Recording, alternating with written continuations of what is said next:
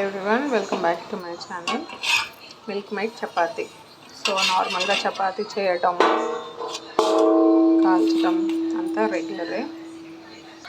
Oil 2 sides వేసి fry చేయటం. Milk made తీసుకున్నాను నెక్స్ట్లీ. సో కొంచెం ఓపెన్ చేసి ఉంది.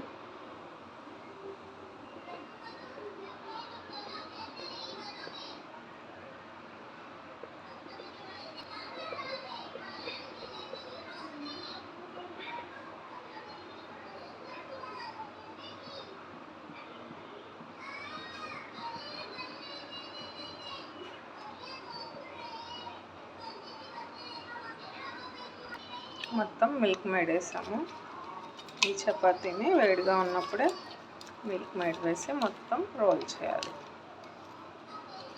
So milk made chapati ready.